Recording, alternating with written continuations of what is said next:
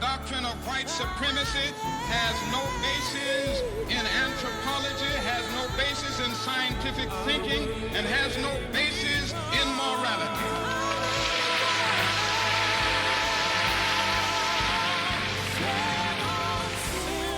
Now, you know, people used to argue, this thing still gets around, people used to argue that the Negro was inferior by nature. And they went back in the Bible and they would get up certain passages in the Bible. It's a strange thing how people will use religion often to justify their prejudices. And they would go back in the Bible and they would say now the Negro is inferior by nature because of Noah's curse upon the children of Ham. You know, that was a great philosopher back in Greek philosophy by the name of Aristotle, who did a great deal to set up formal logic, and he would have what was known as a major premise, a minor premise, and a conclusion. And so one brother during the days of slavery wanted to justify slavery, and he had set his argument up on the framework of Aristotle's thinking. He could say now, all men are made in the image of God. Then came his minor premise, God, as everybody knows, is not a Negro, therefore the Negro is not a man. This is the kind of reason that prevails. But today, we don't hear these arguments too much. They argue now on more cultural and subtle sociological grounds. The Negro is not culturally ready for integration. And if you integrate schools and if you integrate too much, the Negro will pull the white race back a generation. And then they go on to say, you know, that the Negro is inherently criminal and all of these things. Now, these people never say to us that many of these problems are problems of urban dislocation and that poverty, ignorance, and disease breed crime, whatever the racial group may be, that these conditions are environmental and not racial. And it is a torturous logic to use the tragic results of segregation and discrimination as an argument for the continuation of it. The thing to do is to get rid of it.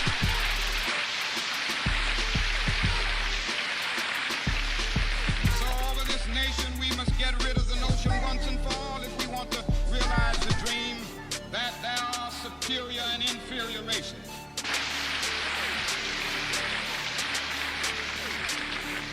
Now that is the final point that we must, final thing that we must do in order to realize the American dream.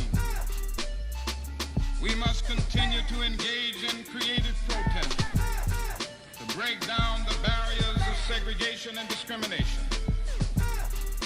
Now I know that there are those people who are the victims of some strange illusions, and they don't believe in the necessity for continued protest. One illusion is a myth of time. They say, just wait and don't push things and be patient and pray and time will work this problem out. You've heard that, I'm sure. These people fail to realize that time is neutral. It can be used positively or negatively. We've seen this method work in the South. The fact is that the segregationists have made a much more effective use of time than some of the sources of goodwill, even the federal government. And I am convinced that we may have to repent not only for the blatant vitriolic words of the bad people, but for the appalling silence of the good people. Talking about time.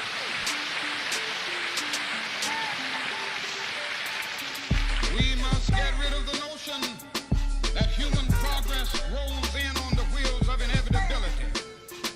We must come to see that human progress is never inevitable. It comes through the tireless efforts and the persistent work of dedicated individuals, and without this hard work, time itself becomes an ally of the primitive forces of social stagnation. We must make it clear that the time to do right is now, and that the time is always ripe to do right.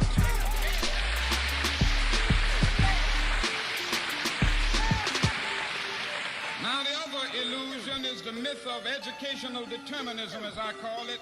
You've heard these people say now you've got to change the hearts of men. That's the only way you can solve it, and I guess that's true. Solve it ultimately. And they'll say solve this problem. It's an educational process, and therefore it can't be done through legislation. It can't be done through judicial decrees. It can't be done through executive orders by the President of the United States. It must be done through education.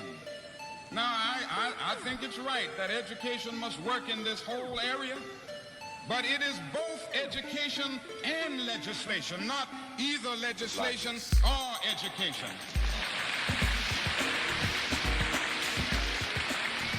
Now, it may be true that morality cannot be legislated, but behavior can be regulated.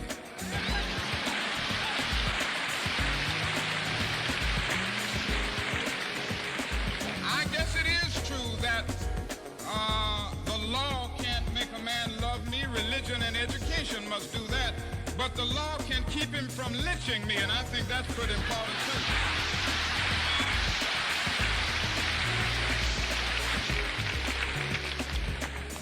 So it means that we must push on in legislation, in the North and in the South. Every state should have Fair Employment Practice Commission so that there will be no discrimination in this area.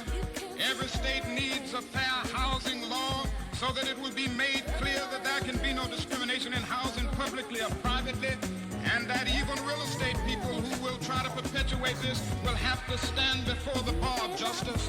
This must be done all over the United States.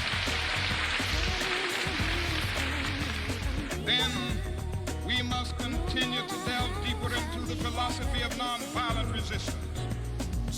That is something about this method that has power. Now, I know that there are those who will ridicule it occasionally. It has worked miracles in the South. It has morality with it because it gives us the opportunity to work to secure moral ends through moral means. This is the morality of it. But it has certain practical consequences. It exposes the moral defenses of the opponent, somehow weakens his morale, and all at the same time it is working on his conscience. It disarms him, and he just doesn't know what to do with it. If he puts you in jail, that's all right. If he doesn't put you in jail, fine. If he beats you up, that's all right. If he doesn't beat you up, that's all right. If he tries to kill you, all right, you develop the quiet courage of dying if necessary without killing. If he tries to threaten you, all right, if he doesn't. That is something about it which causes the opponent not to know what to do. Now, he would know what to do with violence. He could call out the state militia. He could call out the National Guard and kill hundreds and hundreds of innocent people and argue that they are inciting a riot. They know how to handle violence, but they proved over and over again that they don't know how to handle nonviolence because they throw people.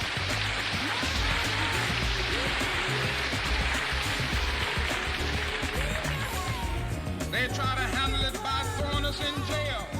But what happened? We go into the jails of Jackson, Mississippi, transform these jails from dungeons of shame to havens of freedom and human dignity. Can't stop it. I believe firmly that this is the way. Now, that is another aspect of it, about this method.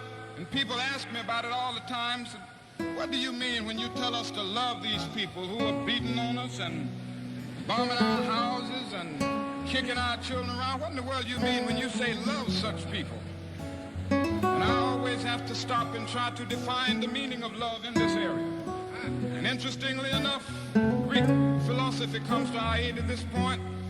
There are three words in the Greek language for love. One of them is the word eros.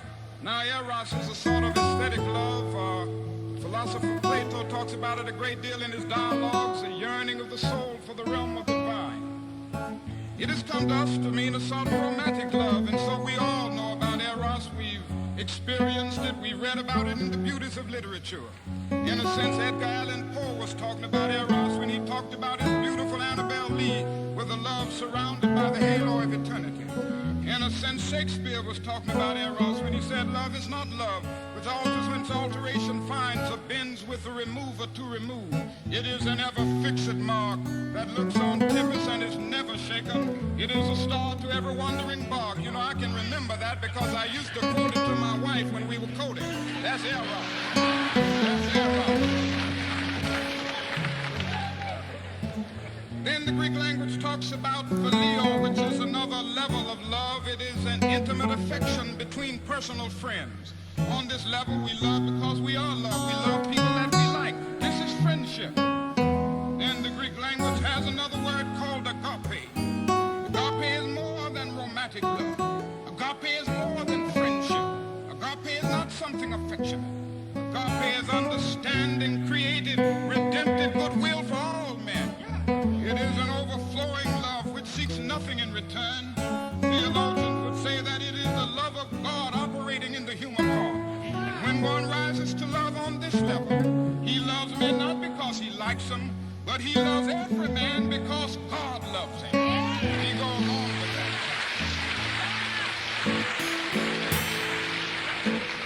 So he rises to the level of hating the system rather than the individual who is caught up in that system. He loves a person and hates the evil deed. And I think this is what Jesus meant when he said, love your enemies. And I'm happy that he didn't say like your enemies, because it's pretty difficult to like some people. It's difficult to like people bombing your home and threatening your children and kicking you about. But Jesus says love them, and love is greater than like. Love is understanding, creative, redemptive goodwill for all men. And somehow, more and more I've come to believe this. This is the way that we will get out of this dark night of oppression and make of this nation a better nation. It means that we can stand up and allow the opposition to know that we will not accept injustice. We will stand up against it with our lives. We will never stoop down to the level of violence and hatred. And we will come to that point and we will be able to convince him that a new world is emerging. And I tell you this evening that it will give us the right attitude. I know sometimes how discontent we get, and we have a right to get discontent, and how frustrated we get in the process sometimes. But I submit to you this evening that this way of nonviolence will help us not to seek to rise from a position of disadvantage to one of advantage, thus subverting justice. We will not substitute one tyranny for another, for black supremacy is as dangerous as white supremacy.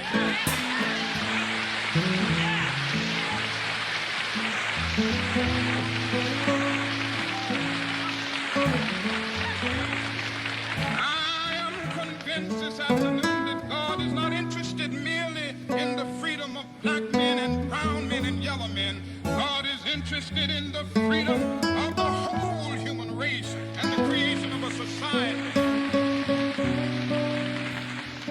I believe with this method and this approach, we will be able to win. And finally, as we struggle, we do not struggle alone. It's dark sometimes, it's difficult, particularly for those who are struggling in the Deep South, facing all of the violence and all of the suffering. That is something that consoles us along the way. We are convinced that our cause is right.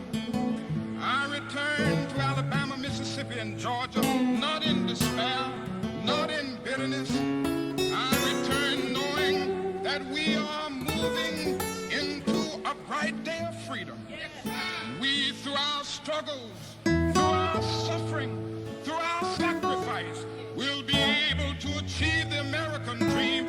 This will be the day when all of God's children, black men and white men, Jews and Gentiles, Protestants and Catholics,